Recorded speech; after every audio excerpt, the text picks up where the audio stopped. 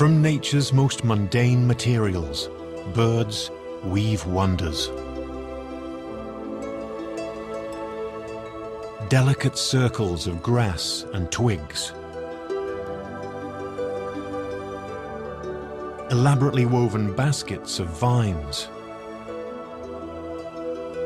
imposing castles of wood and mud. These are works of art so skillful, so beautiful, it's hard to believe they were fashioned by beaks instead of hands. I'm Chris Morgan, and all around me are examples of animal art and architecture. These bird nests are from Yale's Peabody Museum of Natural History. It's a collection that started over 100 years ago. And every one of these fantastic creations tells a story. Look at this. This is the luxury end of the market. It looks like a big Russian hat. This is built by North America's largest duck species, the eider duck. And talk about resourceful. The female sits there and plucks down from her own breast, creating this big blanket. And sometimes when she leaves the nest, she'll even pull this blanket over the eggs to keep them warm. Really important when you're from a place like Alaska. This is really the minimalist approach to a nest. Just a dip in the ground, a small wall to help prevent the eggs from rolling out. It's the nest of the Arctic tern from the wild coast of Nova Scotia. These eggs have these beautiful cryptic markings on them, so they're really, really difficult for predators to see. I've never been this close to one of these nests, because by the time you usually get this close, the adults are dive bombing you from the sky. This one's my favorite. Look at the size of that. It's built by a firewood gatherer. What a perfect name. The entrance is in the roof here. There are spines all over these branches. It's the perfect fortress, really. And I love this finishing touch here. There's a snake skin. It's almost like, look what happened to the last guy. From the most basic, a classic bluebird nest, to the fairy tale. Look at this. It's even got a rain awning. From elaborate construction, it's made of 5,000 beakfuls of mud, to extreme resourcefulness. There's a boot that was found in 1899. These nests are just a small sample of the work birds do every year.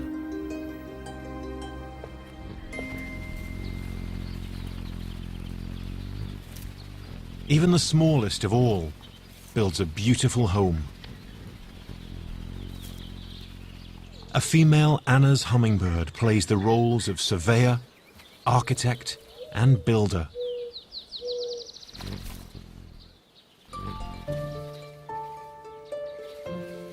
She begins her nest with a platform of soft, fluffy fibers plucked from nearby plants. She's chosen a small tree branch that offers a bit of scaffolding to anchor her construction.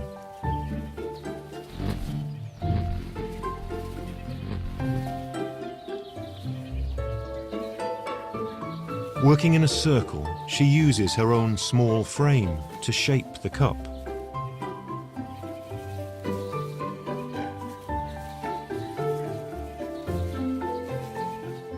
Now she needs a special thread to tie it all together.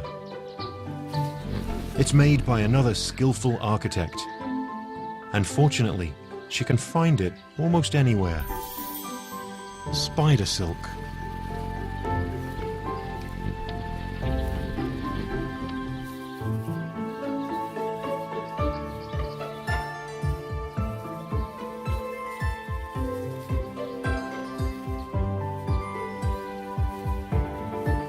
As the nest grows around her, she works the inside of the bowl with her feet, compressing the resilient fibers into a thick wall.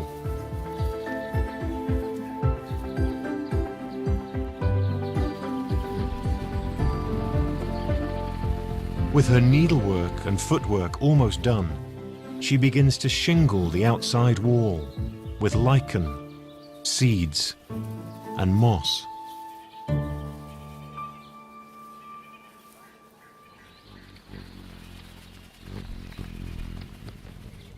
And suddenly,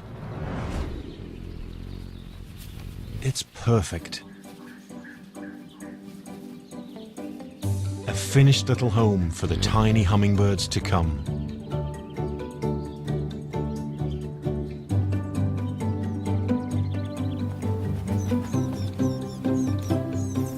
There are some 10,000 bird species in the world today.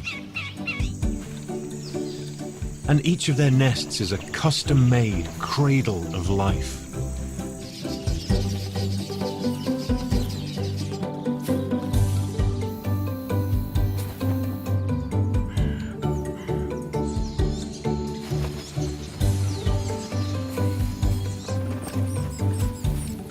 Millions of creatures enter the world from these remarkable structures.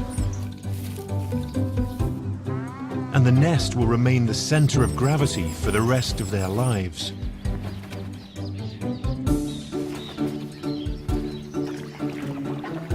All the colorful courting and competition,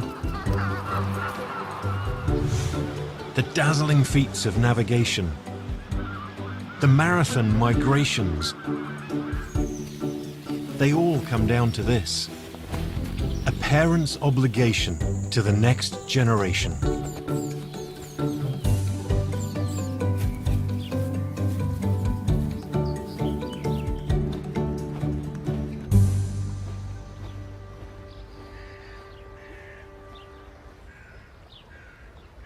An osprey has just arrived home for the nesting season to a secluded cove on the Connecticut coast.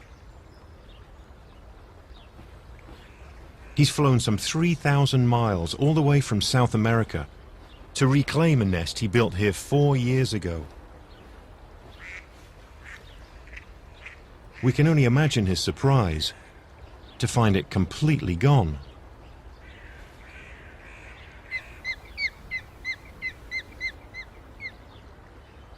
Like many homes along the shores of the Northeast, his nest fell victim to an October superstorm. But he's one tough bird, determined to rebuild.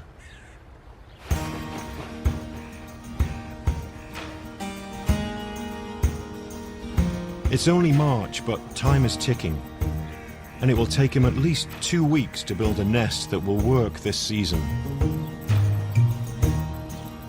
The good news is there are plenty of building supplies strewn around on the beach, maybe even some from his old nest.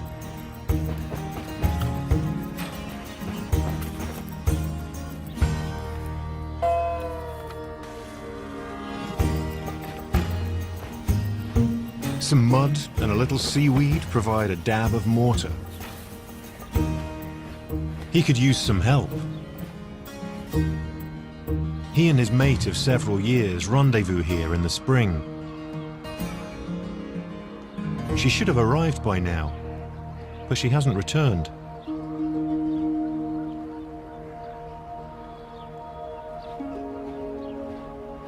His efforts have caught the attention of a new female who's looking for a mate.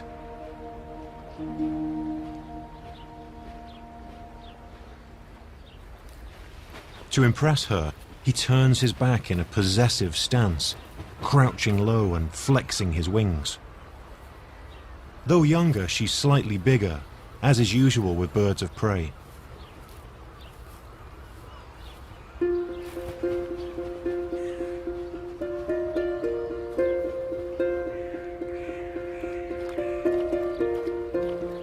Now that he's gotten her attention, he has to work around her.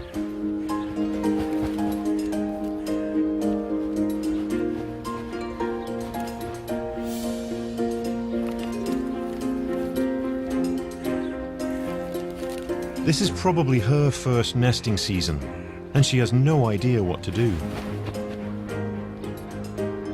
She retreats to observe his progress from a bird's eye view.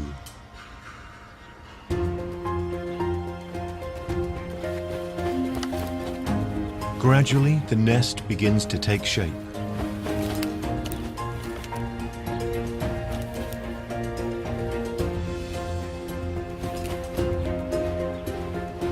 The young female is starting to get the hang of things and brings in a bit of nest lining.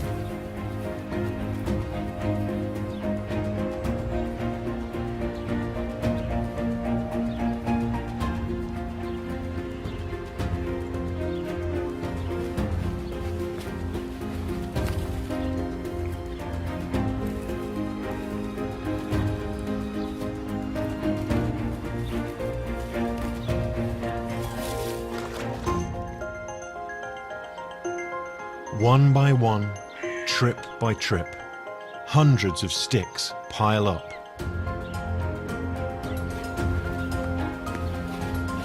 It's an extraordinary effort. He's a bird weighing all of 3 or 4 pounds. Yet his nest will weigh in at 400 or more.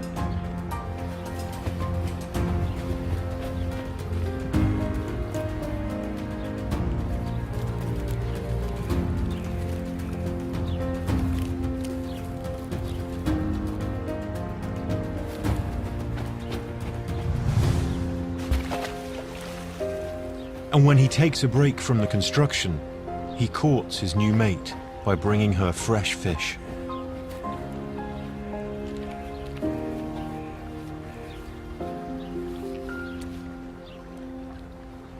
It's not just a nest these two osprey are building.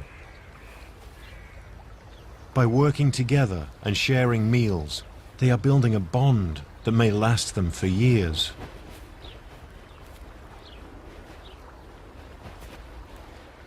Their nest is now quite an achievement. In fact, it's developed into a property worth stealing.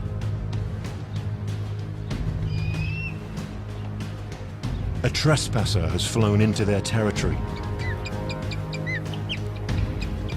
This is something our male cannot allow. It's another male, and if he can unseat our hero, he can take his nest and his female.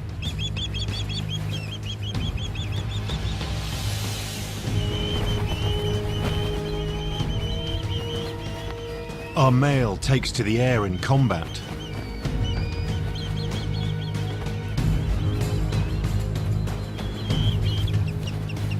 The female stands her ground.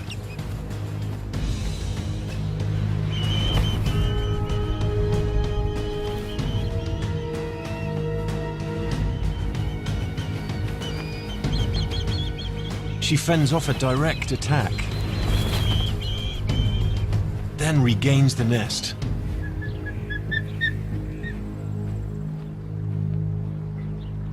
The invader has been vanquished, and our male returns home to a worthy reward. Gently, he balances on the female's back, and folding his talons so as not to hurt her, they mate.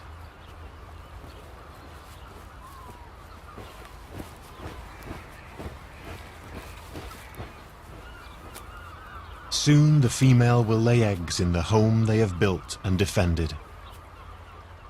And then this nest, and all they've invested in it, will begin to pay off.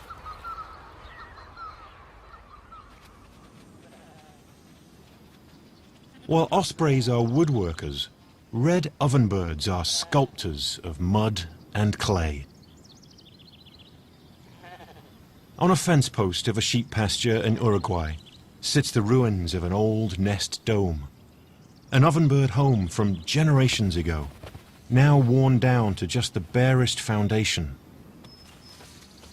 It's a secure perch with a commanding view of the open meadow.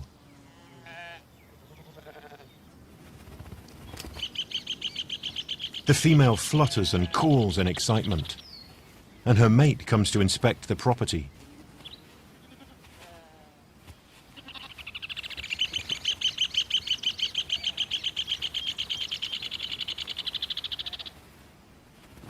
They're eager to close on the site and begin building here. All they need is a slight assist from the weather.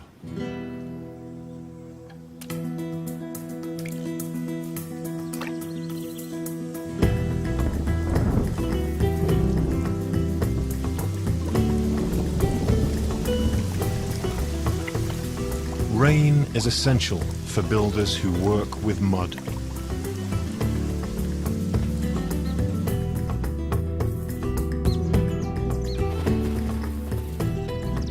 The wet red clay can now be mixed with vegetation and turned into custom blended adobe they are skilled at shaping.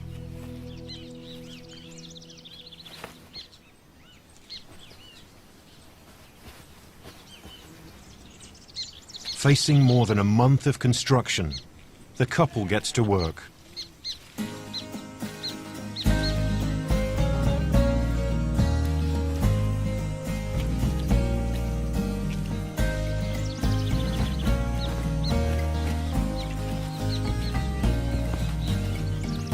They keep a close watch on how big the internal space must be.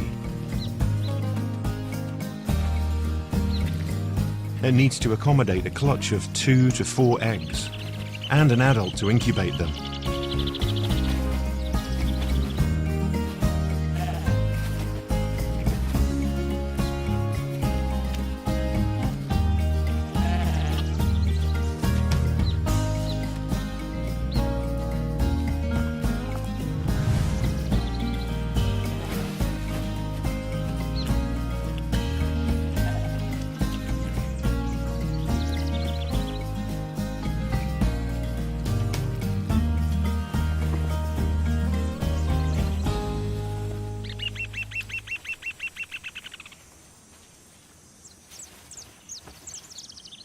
As the home takes shape, lots of other birds begin showing an interest in it.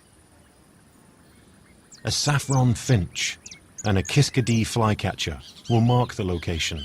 One of them might use the place next year when the ovenbirds have moved on. But it's the shiny cowbirds that are getting too close. The glossy black ones are males, but it's the dull-coloured females that seem most fascinated with the structure.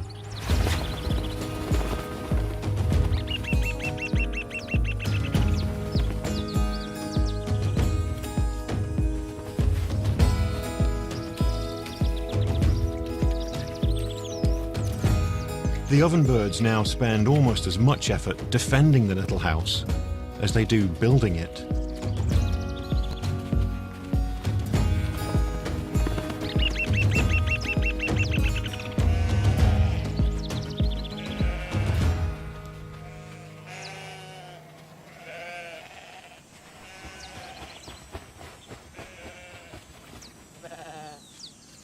At last, the dome is almost finished. Only a large front opening remains, when the ovenbirds suddenly begin working on an intriguing internal structure. Inside the simple dome, the birds are crafting a remarkable foyer. A curved wall that will seal off the main section of the interior. But they leave an opening at the top of the wall that gives them access to the roomy inner chamber. The home now has an elaborate two-part entrance, a security measure that makes it easy to defend.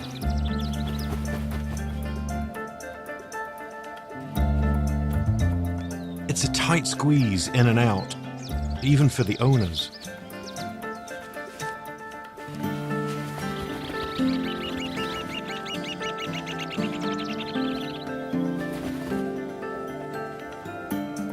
Both parents come and go. For the next 2 weeks or so, they will take turns incubating the eggs, shouldering the duties together, just as they have from the very moment they began to build.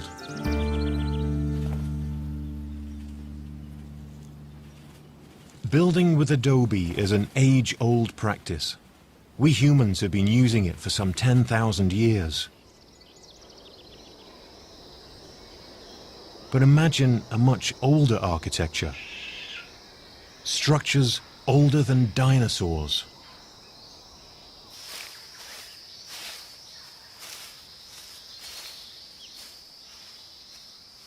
On the floor of a dark tropical forest in Australia, there are modern creatures that have revived the art of these ancient nests. This is an Australian brush turkey. With his dramatic yellow wattle and bright red head, he's a colourful character. But despite his looks, he's not a close relative of the turkey at all. He's from an entirely different family, the megapodes, the original Bigfoot.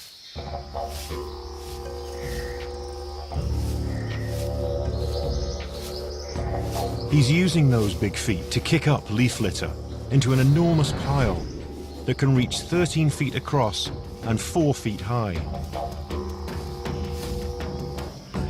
This is one gigantic nest, and it belongs to this brush turkey alone. As a territorial male, he will build the mound and tend it for the entire nesting season.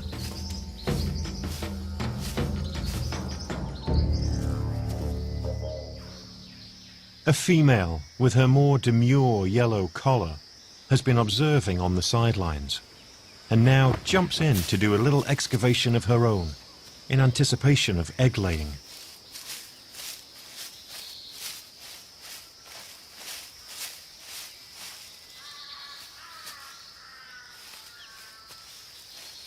Not all megapodes build mounds, but the brush turkey specializes in it.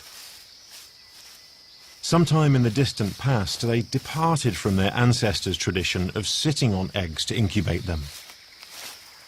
They turned to another source of warmth. As this giant pile of sticks and leaves decays, it heats up. Brush turkeys can tell to the very degree whether it's warm enough to incubate their eggs. And she takes the mound's temperature with her sensitive beak.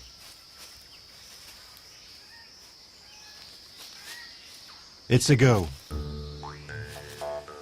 This is what the male has been waiting and working for. But he's so anxious and excited, he can't leave well enough alone.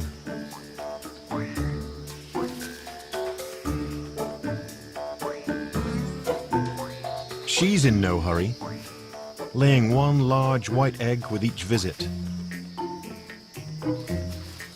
She may contribute several eggs to this nest before moving on to another. And the eggs may not even be his.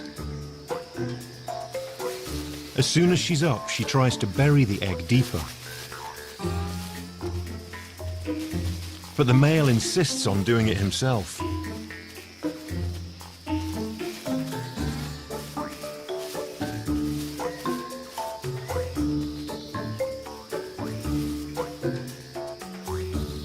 Every egg is carefully distributed.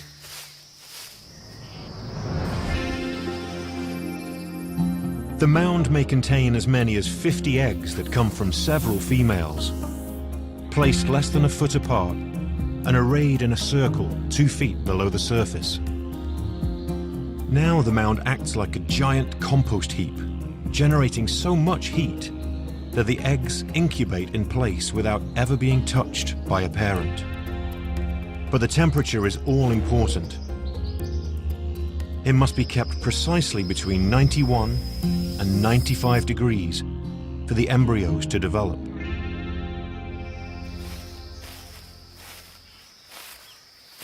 Outside, the male monitors the mound, constantly checking its internal temperature, adjusting the decaying vegetation to keep it just right. Each egg must incubate for about 50 days, until deep in the mound, a brand new dinosaur-like foot appears.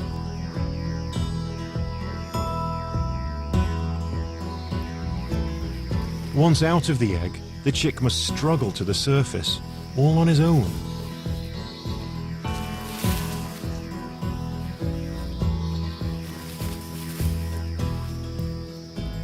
There will be no parents to greet him. The incubating mound freed them of all further parental duties. One by one, the little brush turkeys set out on their own, foraging in the leaf litter for insects to eat,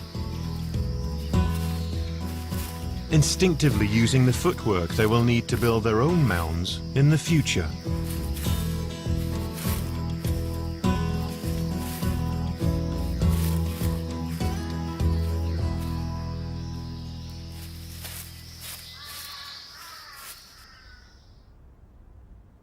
Now, this mound may look like it belongs to a brush turkey, but it's for a slightly different construction project.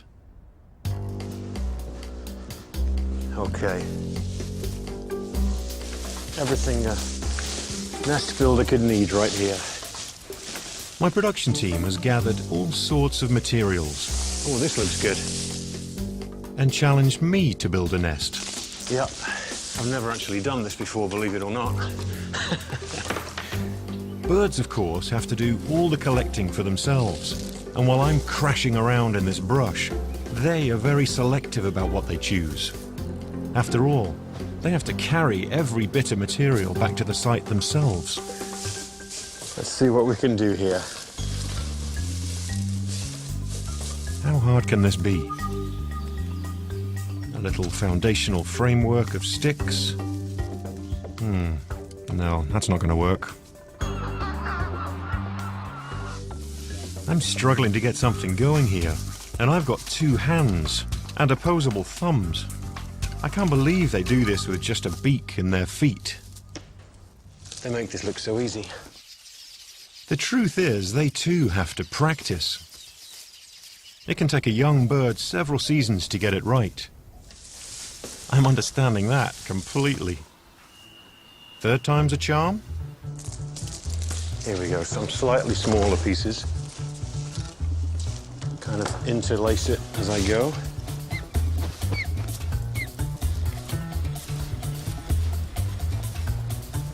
I'm not quite sure how to deal with the floor of the nest. That could be an option. This is an afternoon's work for me, but birds can spend weeks on a project like this. Oh, ivy, yes, ivy. To bind it all together. Let's do a weaver bird number.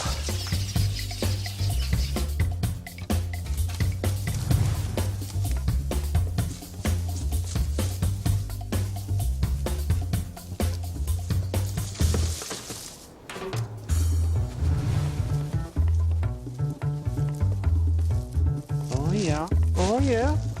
Look at that. Once the outer structure is fairly complete, birds shape and weave a soft inner cup to cradle the fragile eggs. It's starting to look very cozy. That'd make a hummingbird proud. And as some nests are part of the courtship ritual, there's often a bit of decoration, an original touch. This will bring in the ladies. All right. I'm feeling pretty good about my little nest. I'd love to know what a bird would make of it. But the next best thing may be Professor Corey O'Hearn of Yale University. Okay, so this is He's a structural engineer who's finding out some surprising things about how birds build. So this one's a modern artist. So I brought some nests for Corey to put through the lab's nest testing machine. one is It's a crusher that measures structural stress. That's how much force it takes to distort and ultimately destroy a structure. The same principles apply to bridges and skyscrapers. Here's a traditional robin's nest. this particular nest has a lot of weaving. The small fibers are taken around the nest in a circular fashion, and they're going in and out of the other fibers. Even though each fiber is very flimsy, if you mat them together, if you weave them together, it can be very strong. And beneath the weaving is an inner cup of dried, packed mud. That gives the nest walls a lot of additional strength. How about this guy? It's the not very imposing nest of a catbird, but it's got some surprises. I mean, one thing that strikes me about this is just how feather-light that is, you know. You can see, again, the key feature is that the fibers are interwoven. So one thing that's important is the numbers of entanglements and crossings. Weaving is the secret to a nest's success. It's all the ways that strands cross back and forth and lock together that give nests such impressive structural integrity. From the giant sticks of ospreys to the spider silk thimbles of hummingbirds. One thing that I do is I do computer modeling. I can't create in the computers yet structures that rival these in terms of strength. So even though we call them bird brains, they have some innate knowledge of building that we can't master. Yeah, it's really fascinating. I'm dying to get them under the machine to see how they compare. All right. Time to put a nest to the test. Oh, it's going there. Yeah. Wow. And we squash it.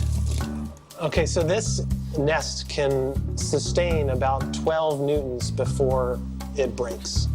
That's about 2.7 pounds of force.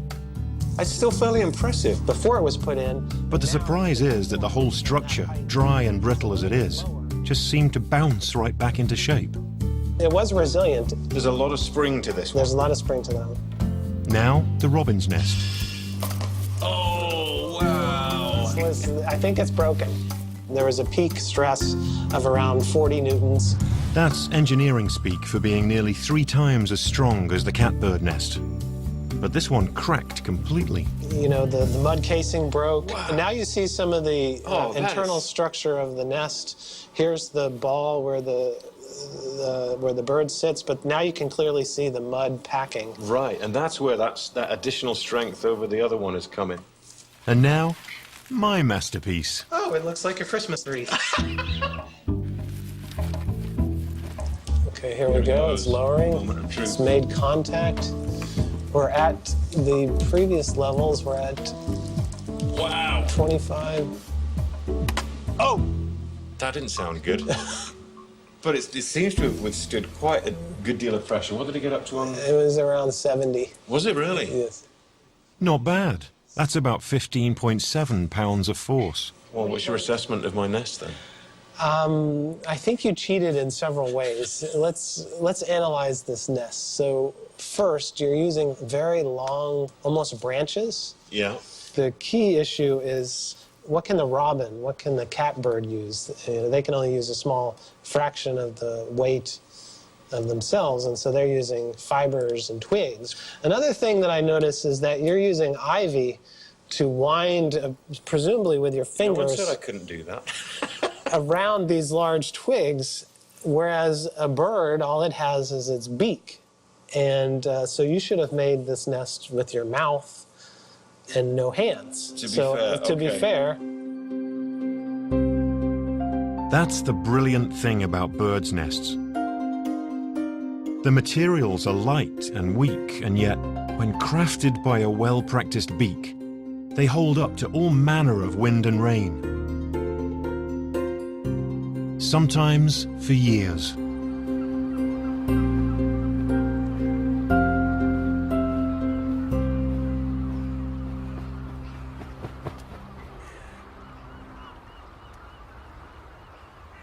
It's late May at the Osprey Cove on the Connecticut coast. For 8 long weeks, the female has been confined to the nest, incubating this year's clutch of 2 eggs. She turns them while keeping her sharp talons carefully away, and settles back down until a baby osprey emerges from beneath her. But it's not the first chick in the nest this season. House sparrows have moved in, tucking their own nest deep inside the osprey's stack of sticks. They can have from 2 to 4 clutches a year. So the once solitary house high on the pilings has become a lively residential complex, with little sparrows chirping constantly and darting in and out. Sometimes building a nest is just the beginning of a complicated life with the neighbors.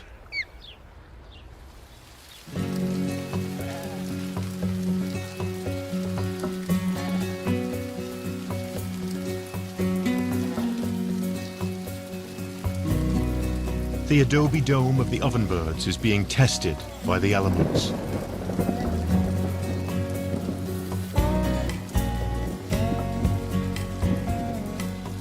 You might imagine that a mud home would melt into quite a mess in the frequent spring rains. But once dried in its finished shape, it's almost as hard as concrete.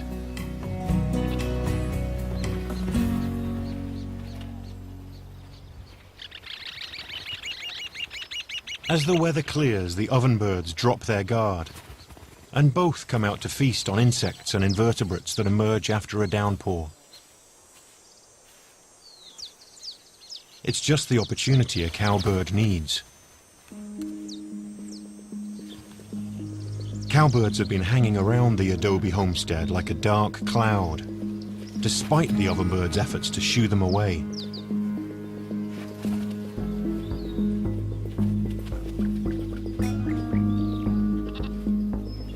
And with both parents out of the house, a cowbird female darts in. It's not what you think. She's no predatory egg thief. She doesn't want to raid the nest. She wants to add to it. Cowbirds make no nests of their own and must use someone else's. She's back out in a flash, having just laid an egg next to those of the ovenbirds.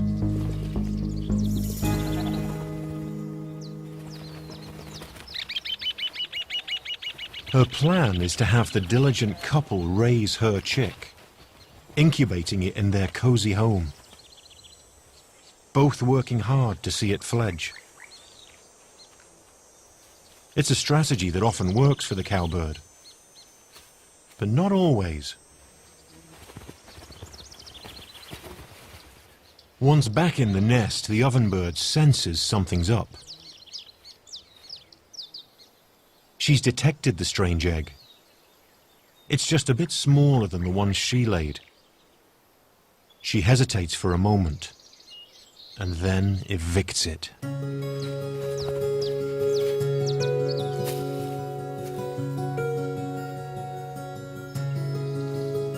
The home invasion has backfired. The ovenbird's nest is still secure.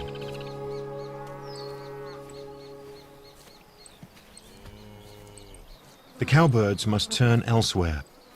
And just across the border in Argentina, chalk-browed mockingbirds are high on their list of likely foster parents.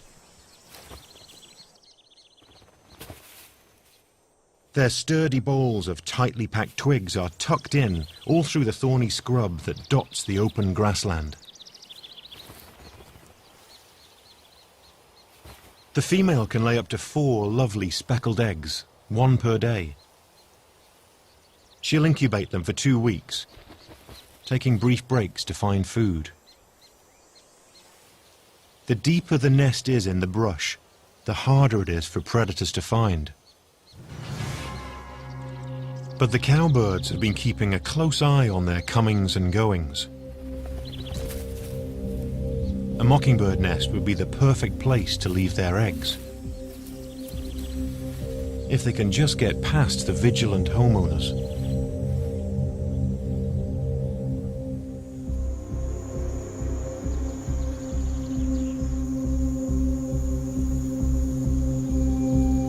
In the darkness just before dawn, the cowbirds make their move. With infrared cameras, we can see the mockingbirds are already up, agitated, ready to fend off the assault. As a mockingbird chases one invader away, another seizes the moment.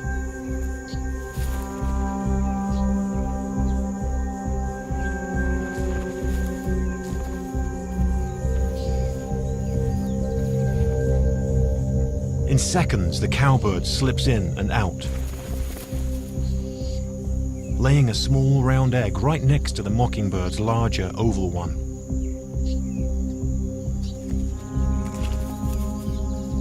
And in nest after nest, other cowbirds do the same.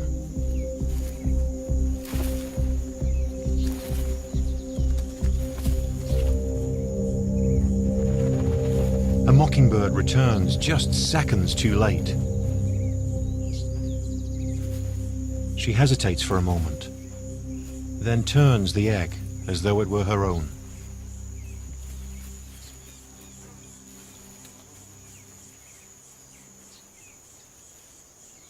But timing is everything.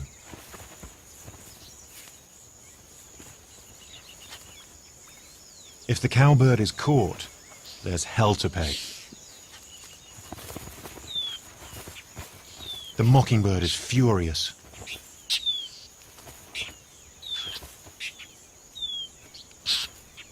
Yet intent on her purpose, the cowbird still manages to lay her egg.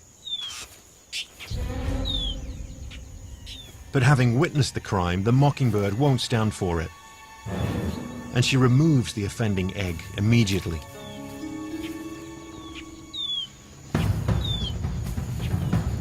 And so it goes in the thorn thickets as dawn approaches. The cowbirds sneaking into nests, the mockingbirds screaming their objections.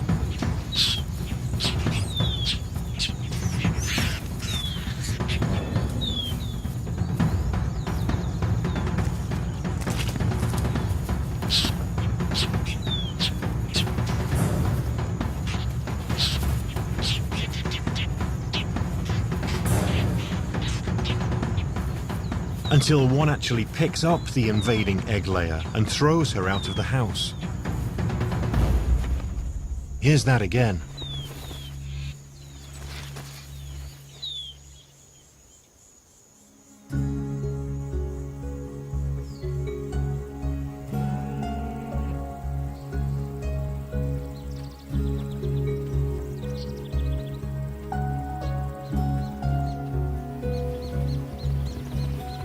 As day dawns, the mockingbirds settle in on their eggs,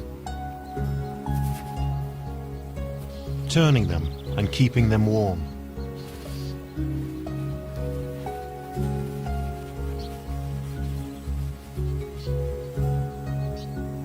But in nest after nest, there are eggs that are just a bit different. In the daylight, we see they're all speckled. But some are a little smaller and not quite the same color. And ingeniously, these are the eggs that hatch first.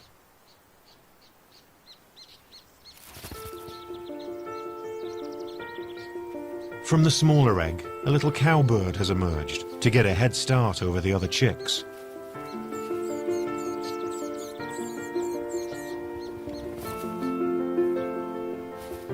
It's utterly dependent on its mockingbird parents.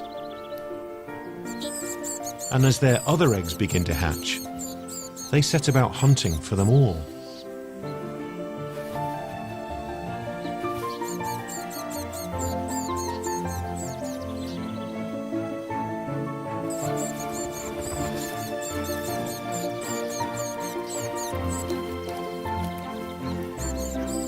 The gaping pink mouths belong to the baby cowbirds. The yellow mouths are little mockingbirds.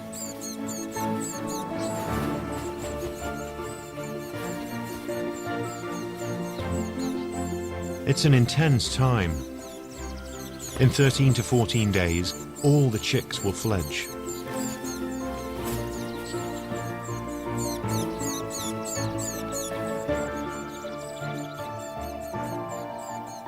Throughout the thorn brush, mockingbird parents work hard to fill the hungry mouths. But that leaves many chicks home alone, waiting for the telltale sound of a returning parent.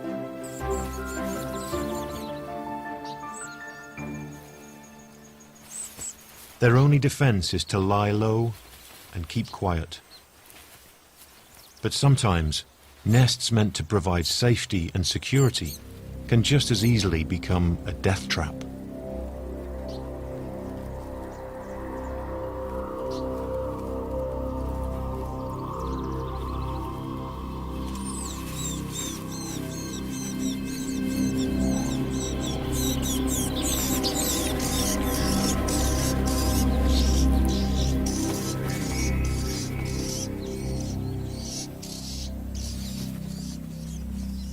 The Leophis snake makes off with the bigger mockingbird chick, leaving only the terrified young cowbird for this mother to raise.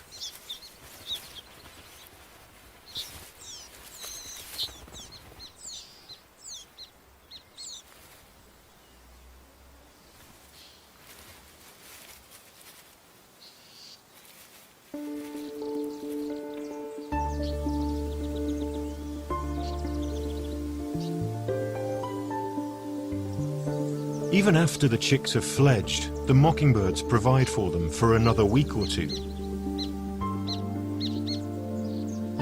Mockingbird parents and their cowbird chicks perch together in the brush, neither noticing what an odd little family they make. Yet the chicks will take up the battle for nests in furious combat when it comes time to lay eggs of their own.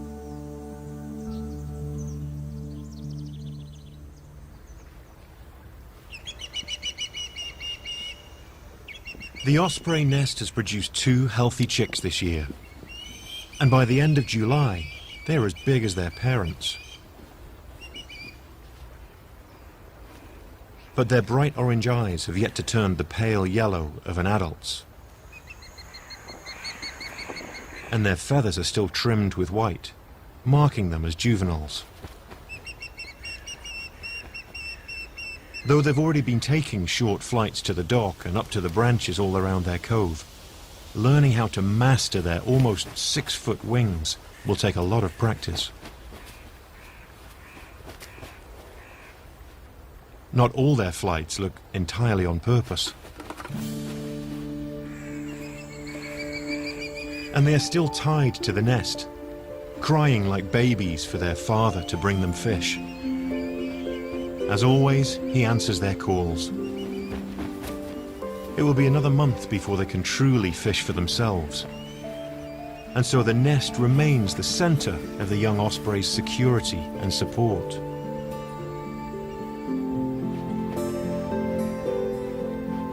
Their mother perches nearby, watching over them. But her long ordeal at the nest is over until next year. Now the youngsters must build the muscles to power their mighty wings. That will take a few more weeks yet. But then they will finally leave the only home they've ever known.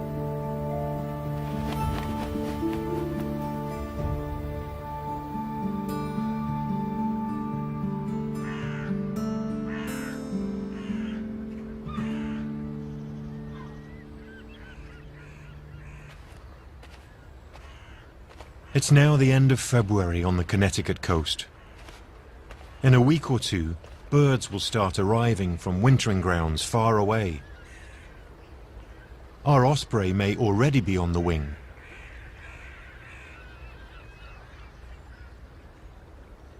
And this is where they'll come back to, this very nest. After all, they're coming home. An osprey can live for 25 years, so our male will come back here and have many more families over the summers to come. And 3 or 4 years from now, his chicks will come back and try their hand in the same territory. So, in some ways, they never leave home. This becomes the family cove. Home. What powerful feelings that evokes. And a nest is a place of such ancient origin, such promise for the future. It has a hold even on us. And it's no wonder.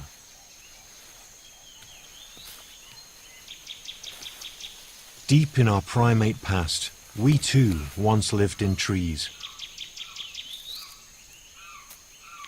Like so many birds, we found food there. Perhaps the figs were fruiting, and we followed the ripening feast from tree to tree. And it's here we began to build.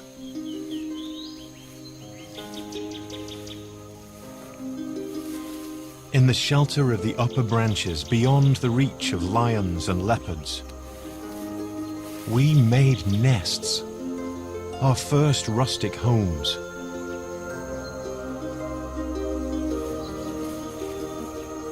They may have served us for just a night. A comfy hammock suspended in safety so we could sleep. And all these eons later, there is still nothing better at the end of the day than jumping into our very own beds and feeling safe and secure at home.